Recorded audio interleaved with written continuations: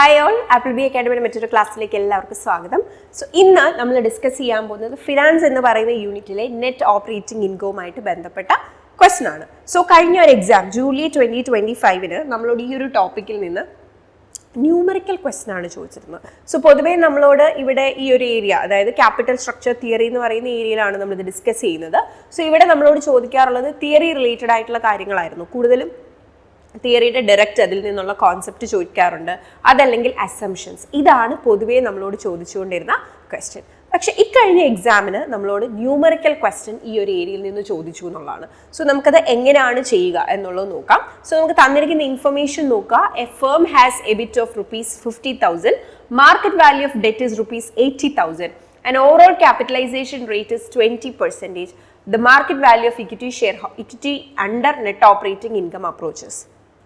So നമുക്ക് ഈ തന്നിരിക്കുന്ന ഇൻഫർമേഷൻ വെച്ചിട്ട് നമ്മൾ ഇക്വിറ്റിയുടെ വാല്യൂ കണ്ടുപിടിക്കുക എന്നുള്ളതാണ് നമ്മളോട് ചോദിച്ചിരിക്കുന്നത്. സോ നമുക്ക് എന്തൊക്കെ തന്നിട്ടുണ്ട് എന്നുള്ളത് നമുക്ക് ആദ്യം ഒന്ന് ലിസ്റ്റ് ചെയ്യാം. എബിറ്റ് 50,000 തന്നിരിക്കുന്നു. വാല്യൂ ഓഫ് ഡെറ്റിന്റെ മൂല്യം 80,000 ആണ്. ഓവറോൾ ക്യാപിറ്റലൈസേഷൻ റേറ്റ് എന്ന് പറയുന്നത് 20% ആണ്. You are able two or you should find value of equity. ഇത്രയും കാര്യങ്ങൾ തരുമ്പോൾ ഉറപ്പായിട്ടും നമുക്കത് കണ്ടുപിടിക്കാം. ഇനി ഇതെങ്ങനെയാണ് കണ്ടുപിടിക്കുന്നത്, അതിൻ്റെ ഇക്വേഷൻ നിങ്ങൾ അറിഞ്ഞിരിക്കണം. സോ ഈ ഒരു ടോപ്പിക്കുമായിട്ട് നിങ്ങൾ അറിഞ്ഞിരിക്കേണ്ടുന്ന ഇക്വേഷൻ ആണ് V is equal to EBIT by K O. EBIT എന്ന് പറഞ്ഞാൽ earning before interest and tax ആണ്, അല്ലെങ്കിൽ നിങ്ങൾക്ക് തന്നിരിക്കുന്ന പ്രോഫിറ്റ് നമുക്ക് എടുക്കാനായിട്ട് സാധിക്കും. ആൻഡ് കെഒ എന്ന് പറഞ്ഞാൽ ഓവറോൾ കോസ്റ്റ് ആണ്. സോ നമുക്കിവിടെ ക്വസ്റ്റ്യൻ ഓൾറെഡി തന്നിട്ടുണ്ടായിരുന്നു എബിറ്റ് അല്ലേ, ആൻഡ് ഓവറോൾ കോസ്റ്റ് ഓഫ് ക്യാപിറ്റലും തന്നിട്ടുണ്ട്. സോ നമുക്ക് വാല്യൂ ഓഫ് ഫേം, വി എന്ന് കൊണ്ട് ഉദ്ദേശിക്കുന്നത് വാല്യൂ ഓഫ് ഫേം ആണ്, കാൽക്കുലേറ്റ് ചെയ്യാൻ പറ്റും. സോ വി കണ്ടുപിടിച്ചു കഴിഞ്ഞാൽ നിങ്ങൾക്ക് എന്ത് ചെയ്യാം, S is equal to, S എന്നതുകൊണ്ട് എന്താ ഉദ്ദേശിക്കുന്നത്, market value of equity shares. S means market value of equity shares. So market value of equity shares കണ്ടുപിടിക്കാൻ എന്ത് ചെയ്താൽ മതി, ഫേമിന്റെ ടോട്ടൽ വാല്യൂവിൽ നിന്ന് ഡെറ്റിന്റെ വാല്യൂ കുറച്ചാൽ മതി. ആൻഡ് നമ്മുടെ ക്വസ്റ്റ്യനിൽ നമ്മൾ ഇത്രയും ചെയ്താൽ മതി. ഇവിടെ പക്ഷെ അഡീഷണലി ഒരു കാര്യം കൂടെ പറയുന്നു. കോസ്റ്റ് ഓഫ് ഇക്വിറ്റി നിങ്ങളോട് കണ്ടുപിടിക്കാൻ ചോദിച്ചാൽ എങ്ങനെ കാൽക്കുലേറ്റ് ചെയ്യാം, EBIT minus I for interest divided by V minus T. Okay, നമുക്കിനി നമ്മൾ ഇതിന്റെ സൊല്യൂഷനിലേക്ക് വരാം. V is equal to EBIT by K O എന്ന് നമ്മൾ ഓൾറെഡി പറഞ്ഞു. ആൻഡ് എബിറ്റ് എത്രയാണ്, എബിറ്റ് 50,000 ആണ്. ഓവറോൾ കോസ്റ്റ് എന്ന് പറയുന്നത് 20% ആണ്. So you can write it as 50,000 divided by 0.20 എന്ന് എഴുതാം. അതല്ലെങ്കിൽ നമുക്ക് എന്ത് ചെയ്യാം, ഈ സീറോസിനെ ക്യാൻസൽ ചെയ്യാൻ വേണ്ടിയിട്ട് നമുക്ക് 2 zeros മാറ്റിയാണ് ആ ഡെസിമൽ പോയിന്റ് ഇടുകയാണെങ്കിൽ, ദാറ്റ് ഇസ് നമ്മൾ 100 കൊണ്ട് മൾട്ടിപ്ലൈ ചെയ്യുകയാണെങ്കിൽ അത് 20 എന്നാകും. സോ നമ്മൾ ഡിനോമിനേറ്റർ ചെയ്യുന്ന സെയിം കാര്യം ന്യൂമറേറ്ററിലും ചെയ്യണം. സോ നമ്മൾ ന്യൂമറേറ്ററിലും എന്ത് ചെയ്തു, 100 വെച്ച് മൾട്ടിപ്ലൈ ചെയ്തു. സോ എങ്ങനെ വരും, 50,000 into 100 by 20 എന്ന് വരും അല്ലേ. സോ നമുക്ക് വളരെ ഈസിലി ഇത് ക്യാൻസൽ ചെയ്യാനായിട്ട് സാധിക്കും.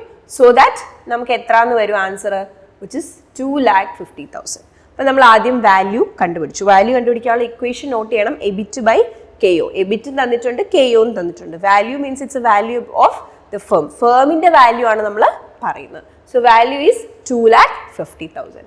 ആൻഡ് നൗ നമ്മൾ ഇനി കണ്ടുപിടിക്കേണ്ടത് നമ്മുടെ ബേസിക് ക്വസ്റ്റൻ ഇതായിരുന്നു, വാല്യൂ ഓഫ് ഇക്വിറ്റി. അതാണ് എസ് എന്ന് റെപ്രസെന്റ് ചെയ്തിരിക്കുന്നത്. സോ വി മൈനസ് ഡി ആണ് എസ്. സോ വി എത്രയാണ്, ഓൾറെഡി നമ്മൾ കണ്ടുപിടിച്ചു, വിച്ച് ഇസ് 2,50,000.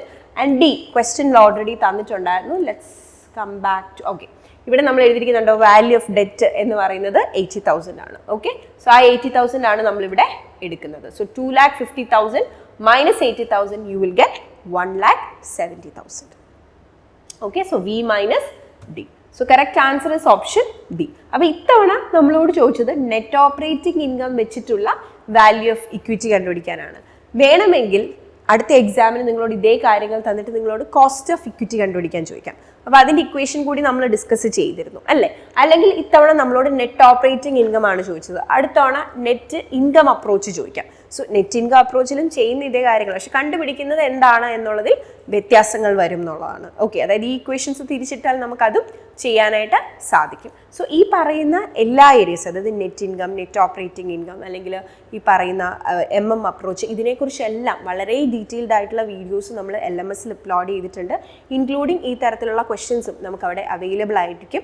അപ്പോൾ നിങ്ങൾക്ക് ഈ പറയുന്ന പോലെ സ്വന്തമായിട്ട് പഠിക്കുക എന്നുള്ളതിനപ്പുറം നിങ്ങൾക്കൊരു സപ്പോർട്ട് ആവശ്യമുണ്ട്, നിങ്ങൾക്ക് വളരെ സിസ്റ്റമാറ്റിക് ആയിട്ടൊക്കെ പഠിക്കണം എന്ന ആഗ്രഹമുള്ളവരാണെങ്കിൽ നിങ്ങൾക്ക് തീർച്ചയായിട്ടും ആപ്പിൾ ബി അക്കാഡമിയിൽ ജോയിൻ ചെയ്യാനായിട്ട് സാധിക്കും. വളരെ സിസ്റ്റമാറ്റിക് ആയിട്ട് നമുക്ക് ആവശ്യമുള്ള ടോപ്പിക്സുകൾ മാത്രം നല്ല രീതിയിൽ കവർ ചെയ്ത് വരുന്ന എക്സാമിന് നിങ്ങൾക്ക് വളരെ ഈസി ആയിട്ട് സെറ്റ് ക്രാക്ക് ചെയ്യാനായിട്ട് സാധിക്കും. ഇനി അതല്ല, നിങ്ങൾക്ക് അത്യാവശ്യം കാര്യങ്ങൾ ഉള്ള റിസോഴ്സും കാര്യങ്ങളും എല്ലാം നിങ്ങളുടെ കയ്യിലുണ്ട്, നിങ്ങൾ പ്രോപ്പറായിട്ട് ക്വസ്റ്റ്യൻ പേപ്പറൊക്കെ അനലൈസ് ചെയ്ത് നിങ്ങളുടെ കയ്യിൽ ഒരു പ്രോപ്പർ കോണ്ടന്റ് ഉണ്ട്, നിങ്ങൾക്ക് ജസ്റ്റ് ഒരു സപ്പോർട്ട് മാത്രം മതി. അങ്ങനെയാണെങ്കിൽ നിങ്ങൾക്ക് ആപ്പിൾ ബി അക്കാഡമിയുടെ ഫ്രീ വാട്സാപ്പ് ഗ്രൂപ്പിൽ ജോയിൻ ചെയ്യാം. സോ നമ്മൾ ആ വാട്സാപ്പ് ഗ്രൂപ്പിൽ നമ്മൾ ചില പ്രധാനപ്പെട്ട ലൈവ് സെഷൻസ് ഒക്കെ പ്രൊവൈഡ് ചെയ്യുന്നതായിരിക്കും. അപ്പോൾ നിങ്ങൾക്കൊരു ബേസിക് ഐഡിയ കിട്ടും എങ്ങനെയൊക്കെ പഠിക്കണം എന്നുള്ളതിനെക്കുറിച്ചൊരു ഐഡിയ കിട്ടും. ഓക്കെ, സോ നമ്മൾ പ്രാധാന്യം മനസ്സിലാക്കി പഠിക്കുക എന്നുള്ളതാണ്. നമ്മളെ സംബന്ധിച്ചിടത്തോളം ഇപ്പോൾ സെറ്റ് എന്ന് പറയുന്ന ഈ ഒരു കോഴ്സിലേക്ക്, കൊമേഴ്സ് കോഴ്സിലേക്ക് കൺസിഡർ ചെയ്ത് കഴിഞ്ഞാൽ നമ്മൾ ധാരാളം ഏരിയാസ് നമുക്ക് അവിടെ പഠിക്കാനുണ്ട്. ഒരു 6 യൂണിറ്റുകളിലായിട്ട് പല ഏരിയാസ് നമ്മൾ ഡിസ്കസ് ചെയ്യുന്നുണ്ട്. അപ്പോൾ കുറേ കാര്യങ്ങൾ എന്തെങ്കിലുമൊക്കെ പഠിക്കുന്നതുകൊണ്ട് നമ്മളത് റിസൾട്ടിലേക്ക് എത്തിക്കത്തില്ല.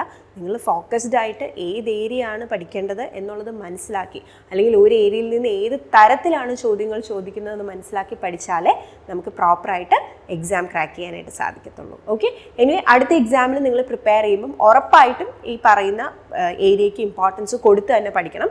ക്യാപിറ്റൽ സ്ട്രക്ചർ തിയറീസ് എന്ന് പറയുന്നത് വളരെ ഇമ്പോർട്ടൻ്റ് ആയിട്ടുള്ള ഒരു ഏരിയ ആണെന്നുള്ളതാണ്. ഓക്കെ, സോ നല്ല രീതിയിൽ ആ ഒരു ഏരിയ നിങ്ങൾ ഫോക്കസ് ചെയ്ത് പഠിക്കാനായിട്ട് ശ്രമിക്കുക. So I hope this video will help you for your preparation. Thank you and happy learning.